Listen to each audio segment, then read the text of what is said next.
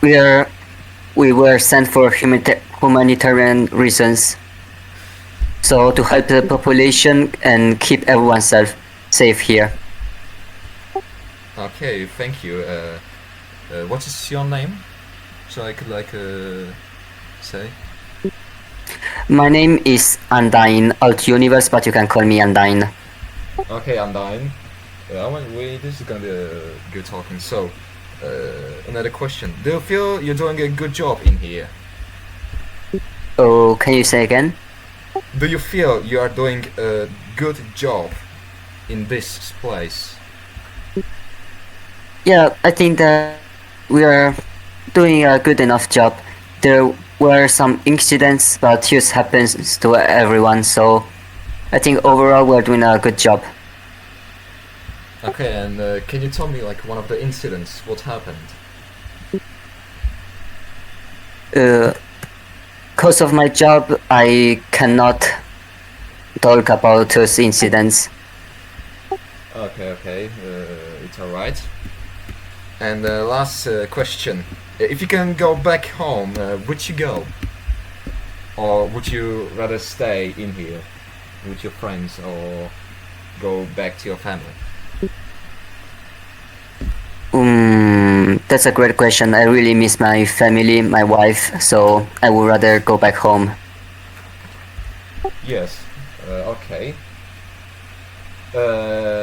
Another question. Do you feel the enemy is strong in here or no? They are just a militia, so just civilians armed with weapons provided by terrorist groups.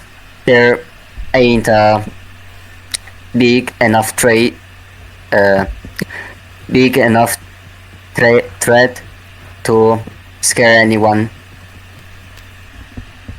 So this is one of NATO CTF's finest vehicles. That's the French VBMR.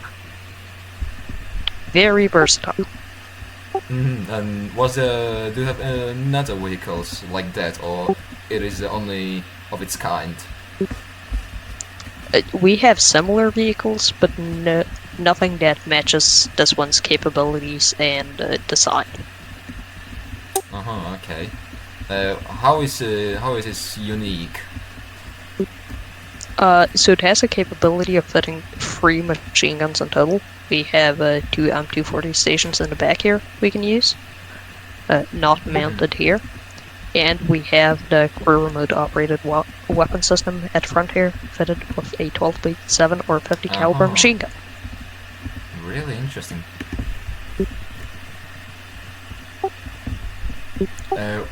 What can you tell me about the armor it has? This is the one with the upgraded armor package, which we can see by the plates on the side here. They are added so that we can withstand even more damage and take bigger rounds. It's generally quite a protected vehicle compared to some of our other assets like the Humvee. It's a very versatile, as I said, platform. Balanced. Yes. Yes. Do you have like all the mods on this, or is it only like a transporter, or can it be like a commanding or medical one, or things like that? We do not have any medical versions, but this one is fitted with anti-mine antenna and extra storage on top. That can also be removed to get clear line of sight for the pros. And we can, as I said previously, fit these 2 machine guns in the rear. Interesting. So it is like a more for fighting than just punching people, or yes. for long range recon or all that. Yes, it's very good for longer ranges, since it has ammo, it has storage in the back here. We can store quite a decent bit of stuff. Yes, I can. And you have I the see you ability. got a medicals in there and some ammunition. Yes, it can sustain multiple troops for quite a while. Okay. Huh? Any questions? Nothing more. Nothing else. Thank you for Okay. showing this beautiful vehicle that is called BBMR, the French one. And Correct. yes, and that is for today's news on what is going on in the checkpoint. Oh, fucking hell. Yeah, it has. So, this is the third recording of this day. We got an officer in here. His name is Sosig. Hello. Welcome into this interview. Could you please tell us more about yourself? Well, my name is Sosig Master 20, and I am in charge of the German contingent of NATO CTF on Ronograd Island. Real nice. Right now, as you said the last thing, I got a good question for this. What is your purpose on this island? Well, we were sent here after major concerns from the United Nations due to the terrorists capturing a nuclear missile silo that was previously occupied by the Russian forces on this island. And we're here to stabilize the island and hopefully, while working alongside the Russians, to take the nuclear missile silo out of commission. Thank you. And another question to that, do you feel you're doing a good job in here as a whole unit? Like overall, or just right now at this checkpoint? Overall. And you can Oh, say well- on this checkpoint too. Well, overall, we're doing pretty good efforts. We just haven't anticipated this terrorist threat to be as serious as it is. This is unlike anything we've seen before. We're more fighting a near-peer force than a terrorist organization. Due to this, we got into plenty of skirmishes around the island, which we lost substantial territory over the months of the conflict on this island, and because the world, the rest of the world, doesn't see this threat seriously like we do. We don't get much funding.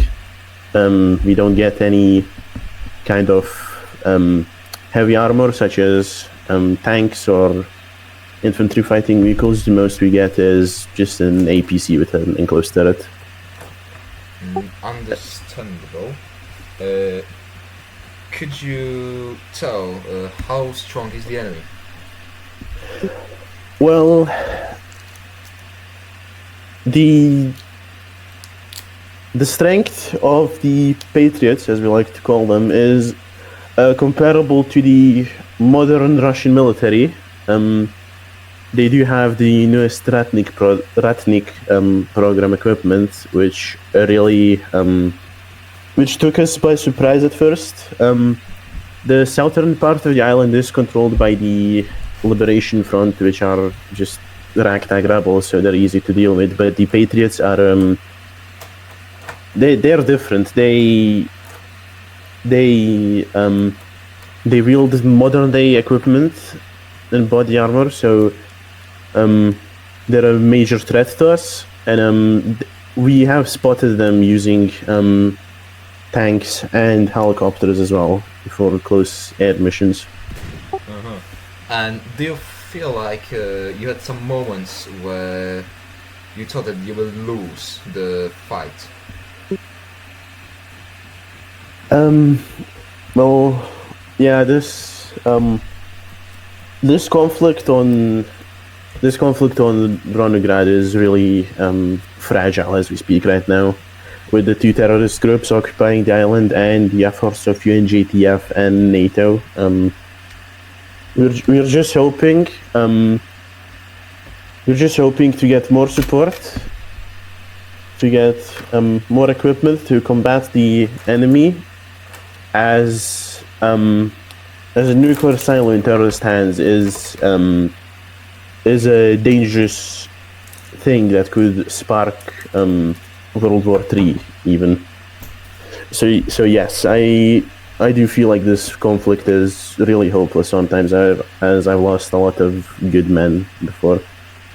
Okay, by that, and there goes another question. Do you think your men are doing a good job in this place? Oh, definitely. They're giving it their best, even though for the last couple of decades we've just been fighting in deserts. My guys, they're pretty refreshed to see a forest. Thank you. And do you feel like how would I say this? Do you go always with them, or you got other things to do? Are you always in the fight with them? Well, there are cases where I have to just stay at HQ and do paperwork, but I try to just support my guys on the field, as I feel like that's a good way to command people. Though, of course, I am a commissioned officer, so that mainly means I just sit at a desk and just do paperwork. But I do go out in the field sometimes, like right now, and yeah. Well, I think it's a good to boost the morale of for the soldiers when a CEO like you will go out and be with them. Yeah, definitely. And last question: if you can go back home, would you go? Like, you would end your career as a soldier in the army? That's a hard question. No, I wouldn't. Yes. I've been. Why? I've been doing this type of stuff for a while now, and I made a lot of friends. I made a lot of buddies in the military, and I know civilian life would be much easier, but I do feel like this is my place. I do feel like I belong here. Okay, thank you for the interview. And to the people No who will worries. be watching this, this was a report of what is actually happening in Ronograd Island. This was Michael Bay, and see you in the next recording.